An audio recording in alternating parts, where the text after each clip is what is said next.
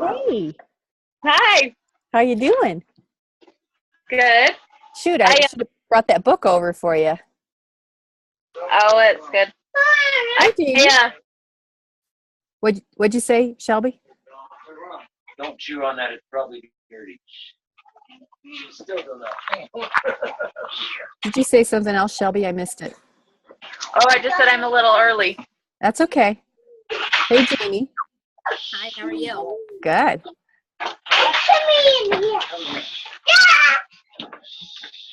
We'll mute everybody and oh gosh, it's *6. That's what it does to mute your phone. I believe it's *6. Shoot, I forgot to look, and I tried that last time and it didn't work for me. But Did you do *8? well, we tried *7, but I did try *6 before that. Let me Google it real quick. Oh, my sister.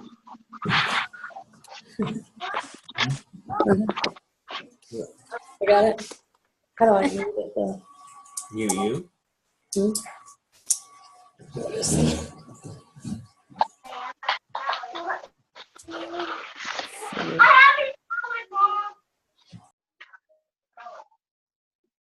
You're fine. I think if you look, there should. We got a few minutes yet. I'm still looking. But *6 didn't work for you? Well, I don't know, and I'm on the internet tonight, so I can't try it. Oh, wait. I need to go potty. Oh, okay.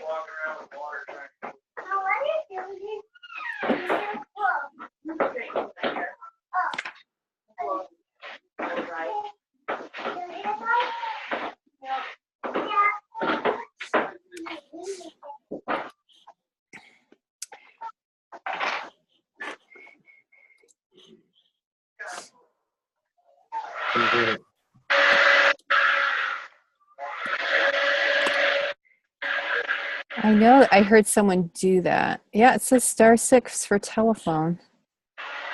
So we'll try it. *6 or unmute. Okay.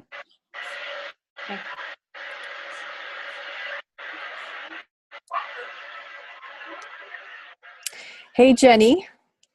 Hey, Shiloh. Can you see me, Terry? This is Jenny. Yep. Okay, I can't see myself, so I must have. Okay.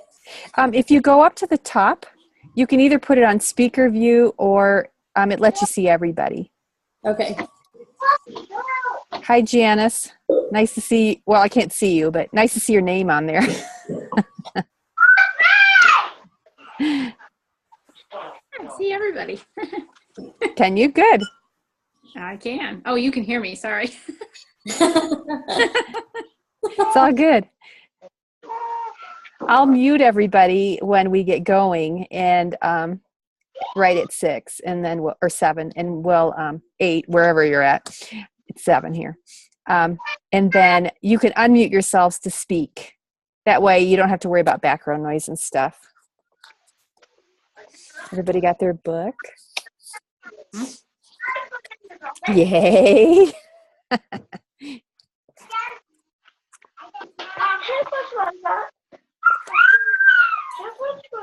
And their water. My bag was that. I left mine in the kitchen. My bag was that. Run, you got 2 minutes. Yep. Okay.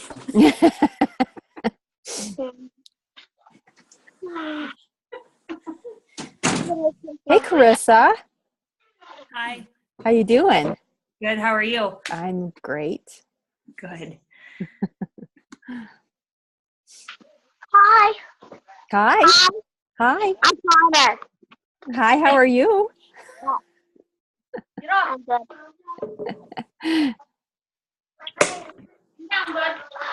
All right, we've got a call in today, 641-344-5334. Is it? Who's that? That's Sarah.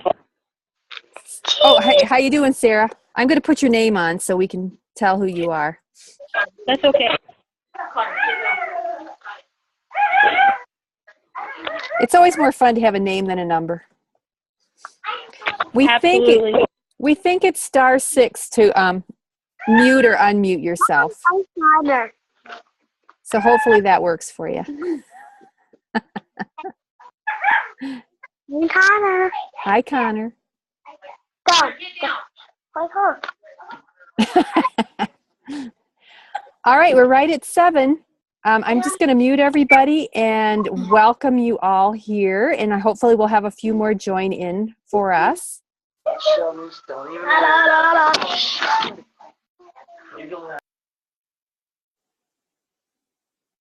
Myself. I just muted you, Shelby. All right.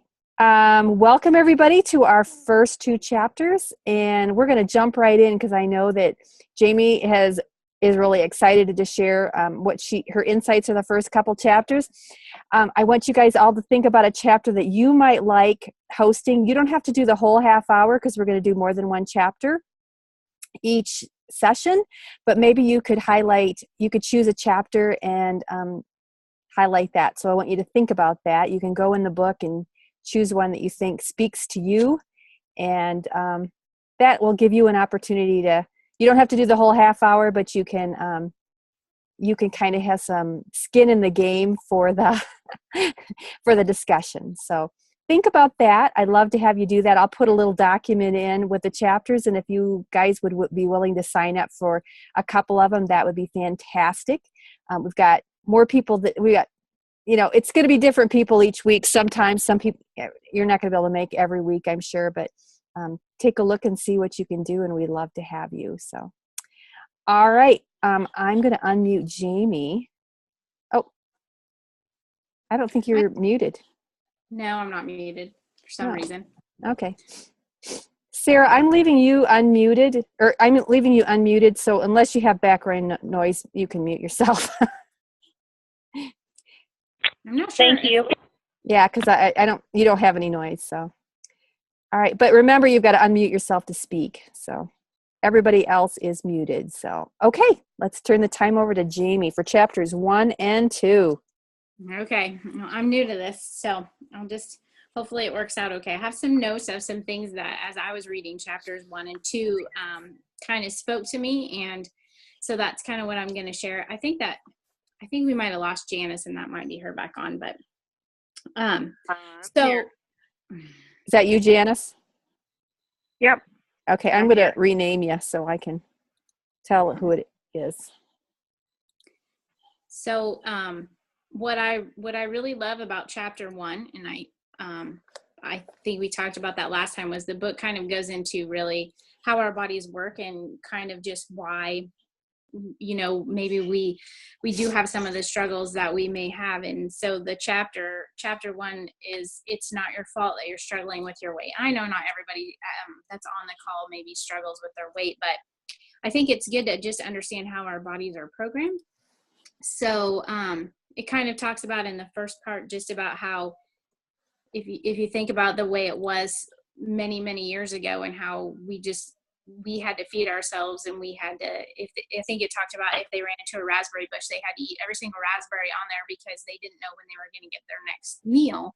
So it was kind of a survival thing. And so our bodies, on page 3, it says, to this day, our bodies fight to hold on to every calorie of energy we take in, because that's how we're programmed, as if our survival is still in question.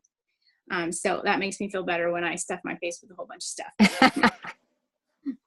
So anyway, then another thing that I liked on page 3 was it talked about, okay, so that's our perfectly designed biological balanced body that we have with all of its complex cells and organs and tissues, and it's designed to conserve that energy. But what happens whenever it's plunked down in the 21st century? And so it goes into talking about, McDonald's, and it's kind of a funny little example about how, you hunt for your food, and you go through the drive-through and you order a double cheeseburger, and you might roll your window down because you don't have to crank it anymore. They'll have automatic. So that burns about 2 calories, and then you're consuming a meal that's 1,500 calories. So, I mean, that's kind of a funny example, but at the same time, it's kind of it's really just a sad reality that we live in. And we're not really burning any calories to to get rid of that meal that we're eating. So on page 4, down at the bottom, it talks about, the caption is living with a 10,000-year-old body in the 21st century. And it says, there's a lot more going on inside of you than weak willpower or lack of resolve. Our bodies inherited a number of instincts that are no longer useful, but are still a force to be reckoned with. And I just think that's, for me, that was enlightening to read that. And just, it was kind of like an aha moment. Like that makes sense to me. And so then on page 5, it goes into, just talking about how we try so many things, but we go back to that yo-yo pattern, because sometimes I don't think I fully understood that my body was perfectly designed the way that it was. And it was important for me when I read this chapter for the very first time last fall, just to kind of have that awareness about that and just understand that that's how I was made. There's nothing wrong with me. That's just how I'm made. So once you understand that baseline, then, reading the rest of the book kind of helps us go through. Go back to my notes. Okay. So then on page 5, another quote that really spoke to me was the one that says, "You're not powerless. You don't have a willpower problem or a negative thinking problem. You have a simple conflict between two real desires: the desire to achieve health goals and the desire to satisfy your instincts." And I really, really love that quote too. That just, both of those things are true. My desire to have a healthy body, healthy mind, but then also that desire to satisfy my instincts when I'm hungry, or when I need sleep, or when I, just need to move because I've been sitting too long. Another thing that spoke to me too was the next part, where it goes into how the food industry sabotages our health, and that the food industry isn't our friend. And I worked in the food industry for 15 years. It was a further egg processed facility, and eggs by themselves are delicious, but we would add all kinds of delicious stuff to make them even better, which I like plain eggs. But anyway, so I understand how the food industry works, because they're trying to sell you a product. And I have a degree in accounting. So when I remember the first time I read this bottom part on page 5, the last paragraph, where it says, "Who's running the food industry now?" Accountants mostly. And I thought, well, I don't like that. But when I read it, I thought, it's true. The food industry they're focusing on profit. They're focusing on the cheapest stuff. And as an accountant in the food industry, I did the cost accounting stuff. So we were focused all the time on what our products cost, the cheapest material that we could put in. We wanted, all businesses want to have the biggest profit margin that they can have. It's no different with the food industry. So yes, they're regulated somewhat and all that, but at the end of the day, they do care about what people are eating, but it's still the bottom line at the end of the day. And so that's kind of what he was getting into, where the accountants are running, the food industry, because lower costs mean bigger profits. Totally true. So I can laugh a little bit at that now, but it offended me when I first read it.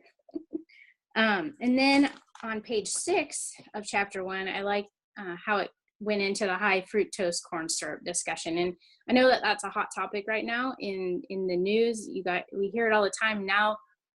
The food industry knows it's a big thing. So any boxes of cereal that you look at, I went through the cereal aisle today and I saw all the boxes. They always say now they're putting on there, does not contain high fructose corn syrup. That's a big thing, because it is very addictive. And everything has it. I remember when I first started reading about it and learning about it, I started looking at labels, and things from ketchup to peanut butter to, just about everything that I had in my cupboard at the time had that in there. And I thought, well, that's no good. And so it talks about how it's even worse than sugar, because it keeps our body from producing key hormones that regulate our energy cycle and inhibit hunger.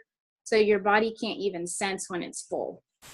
So and that's something. And then another thing that I like about chapter 2, I like history stuff. So I kind of like to know, like, where did this all stem from? When did it all get started? Because my grandparents grew their own garden. They raised their own food. They canned for, my grandma's told me they knew exactly how much they needed to can for their 7 kids and the 2 of them to, survive throughout the winter.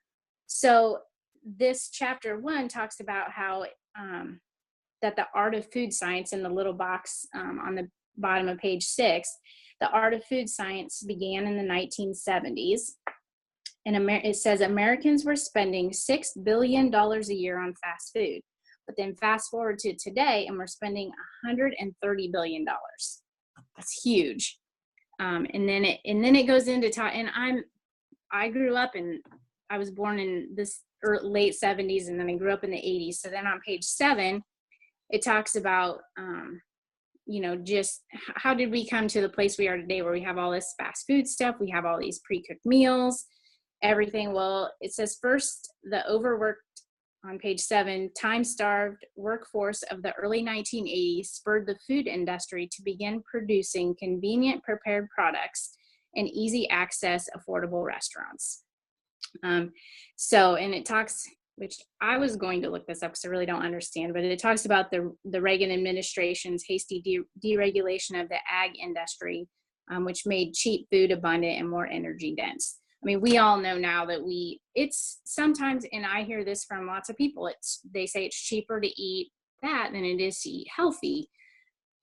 That, and I didn't understand that how the sort of time frame of that progressed. So really, it's not been that many years. I mean, really, if you think about it, but unfortunately, it's progressed to the place that it is now, where everybody wants things fast and they want it now. You want to say something?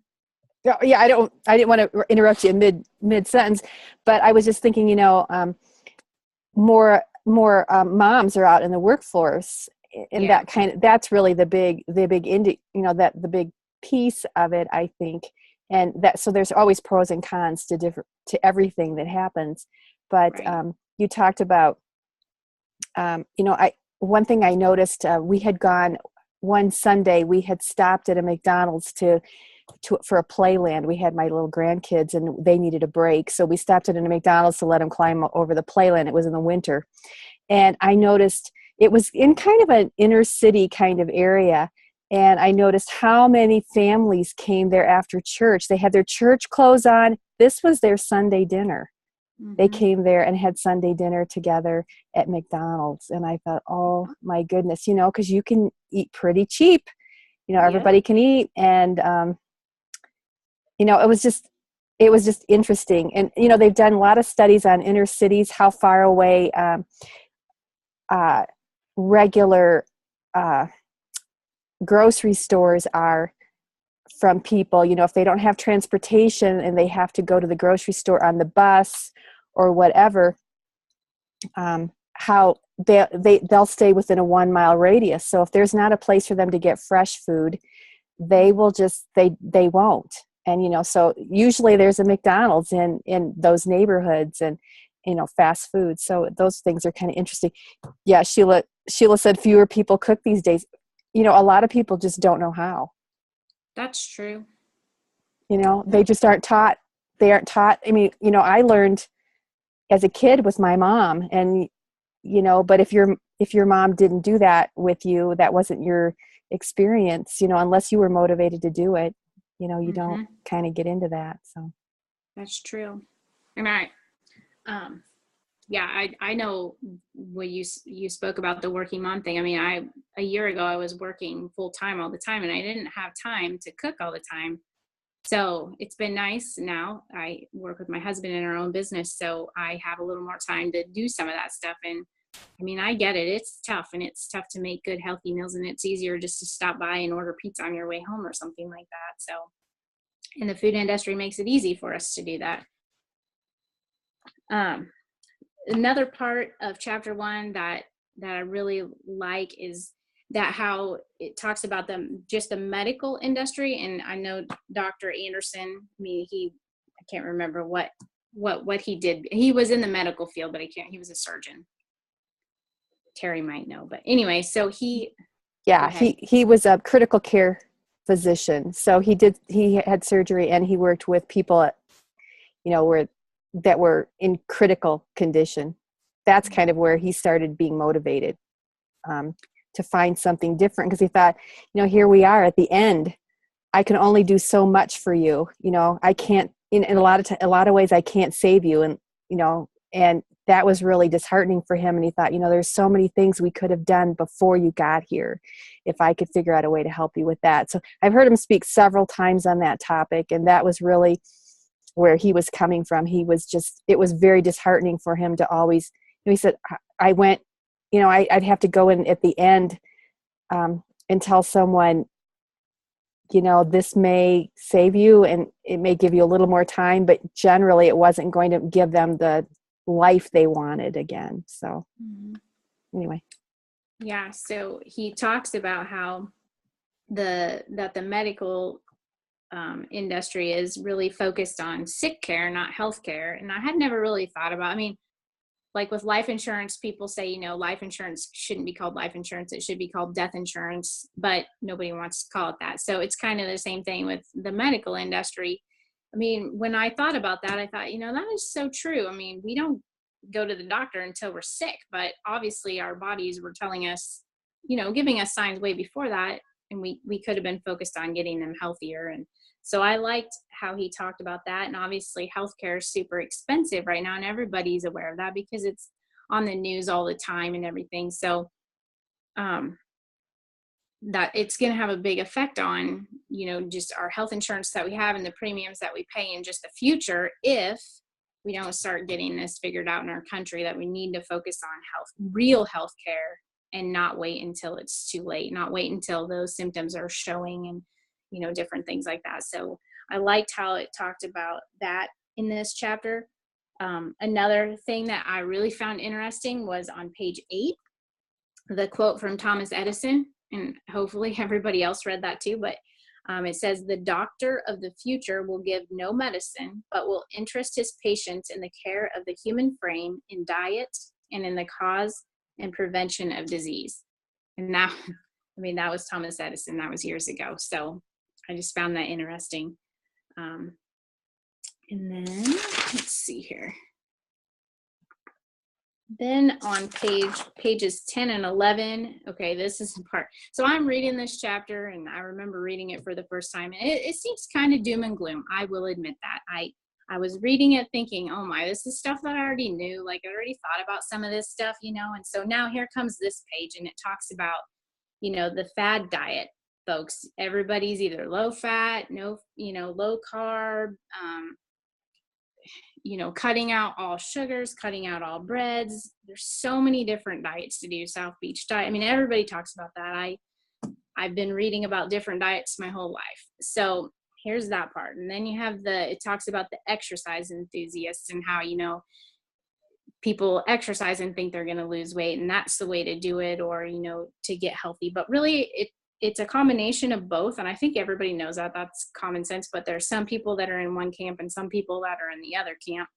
So I liked how you went into that. And I don't know so as I'm reading this chapter, this is how my mind's working. And I like music. So I don't know if you guys are country music fans, but there is a song by Kenny Chesney called Noise. So I'm reading this chapter, and this is how I feel. And this is how I was feeling last summer too, was I wrote the lyrics myself, and I just wrote more water, less carbs, more squats, more steps, track your weight, lift those weights, count those calories. Yeah, we scream, yeah, we shout, but we can't take all the noise. And that's how I felt when I was reading this chapter. But then you get down to the last part on page 11, and you take a big breath. And then he says, there's just no simple solution to reaching and maintaining a healthy weight.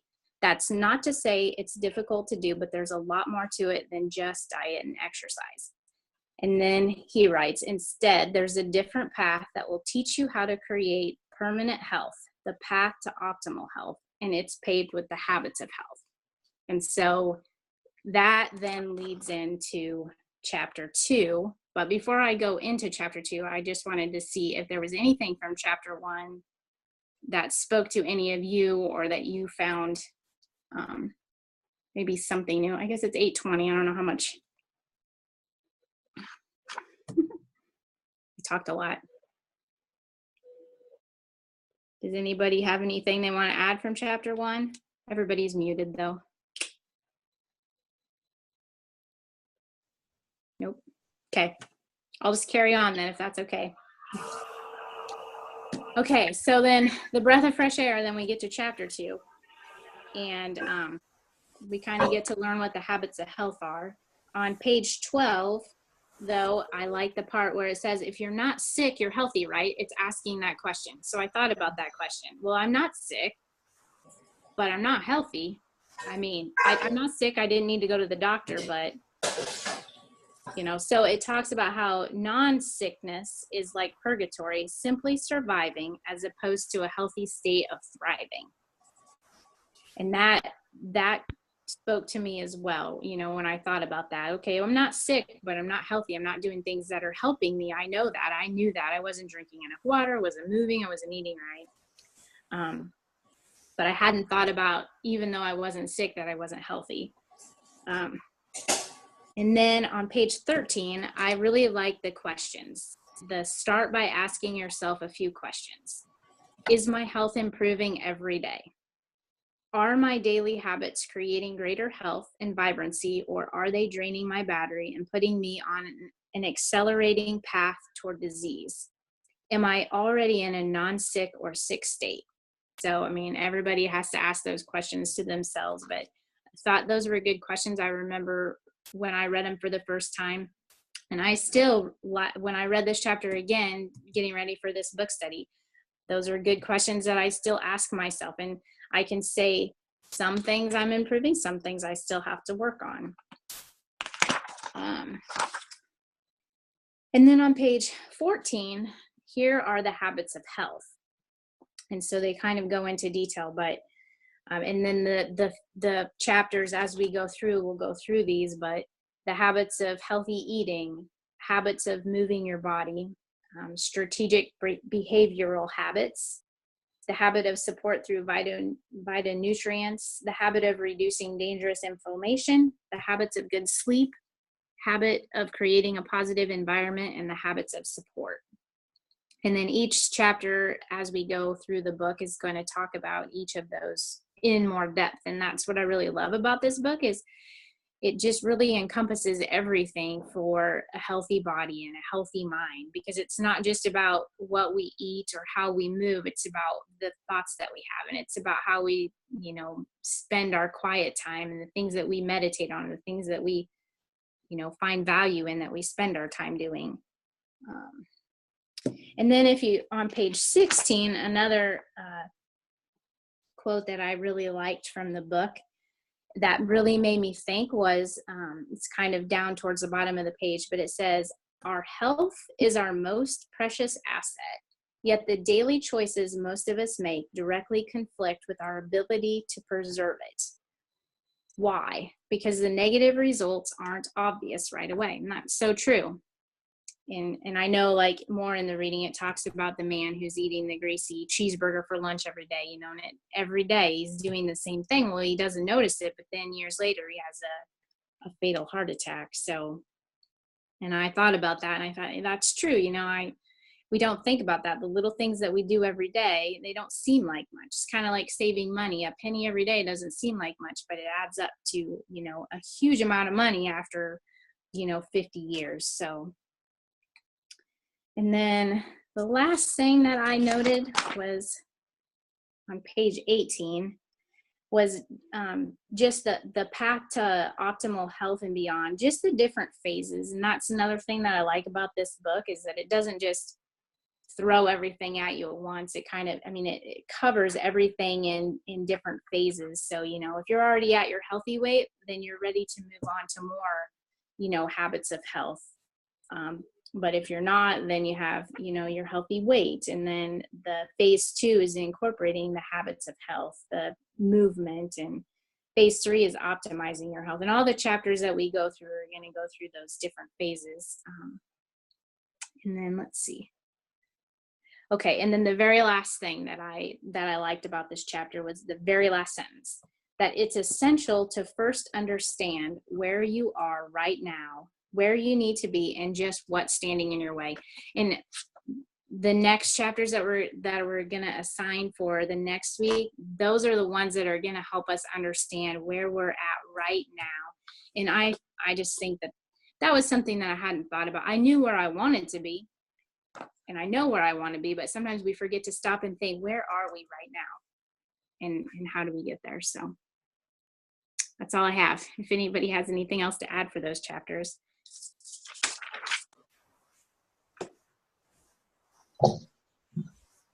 I think you're muted still, Terry.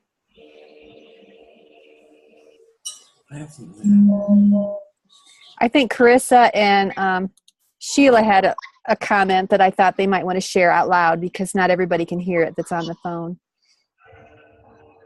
Did I unmute you guys? Yeah. Okay, I was trying to figure out what comment you were referring to. Oh, the one about where you People, said about. so many people say, including my kids, that I've been eating cheeseburgers and it hasn't done anything to me. I'm fine. But it has done something to them. It's just not showing up to them yet. Just like Jamie said, the guy that had the heart attack several years later. And I know I've been there. I've been through, I spent years and years of extreme inflammation in my body. You know, I was basically killing myself and my organs by allowing my body to be so inflamed. I didn't understand what was causing it. Food was a lot of it. Mm-hmm. Absolutely. And Carissa, did you want to speak to a little bit to exercise? Yeah, when I first started the program, and it's been about 5 years ago now, I was exercising like crazy to try to get the weight off and everything. And when I started the program, I went back the way Dr. A said it should be, like the way you should, just going back to walking and eating right. And what I ended up doing is I did lose the weight, but I gradually then started increasing. So last year I ran my first half marathon. It's just one of those things where you really have to listen to your body. And the one thing I struggled with while I was training, though, is getting the right amount of carbohydrates and the right ones to be able to fuel yourself on those longer runs. But those are things you can kind of work through. But it's really going back, and last probably month or so, my muscles have been telling me I'm tired. So what have I done? I started backing off again. It's telling me I need to just go back and I need to really feel with my body and do what I need to do to help my body stay where it needs to be. Awesome. Thank you. Well, we are almost to the end of our time together. Next week we're doing chapters. Is it 4, 5, and 6, Jamie, or is it just 4 and 5? It's 3, 4, and 5. And chapter 5. Chapter 5 is the actual health assessment that you would do. So a lot of the reading part is chapter 3 and 4, and it goes into just your motivation and I believe the writing your goals and the structural tension charts. It talks about those. And I will put a link in our group, and you can do the assessment online. And then you don't have to, which will make it much simpler. And then it scores it for you. And then you kind of get a breakdown of it. So I'll put that in there if you'd rather do it that way, or you can do it through the book too. Either way is great. Also, I'll make a document for us to sign up for chapters. So go ahead and look in the table of contents in the book and see if there's a chapter or two that you would like to that speaks to you, that you're interested in, and we'd love to have you share and sign up for those as we go. If I can do it, anybody can do it. Yeah, we all feel that way. Hey, thanks so much, everybody. It was really great seeing all your pretty faces or your pretty names and your little phones on our thing. But we'll record. This has been recorded, and we'll post it. Sarah? Thank you. Thank you. Well, guys, see you next Monday. Bye. Thank you. Thanks. Bye. Bye. Thanks, Jamie. Thank you. Great job.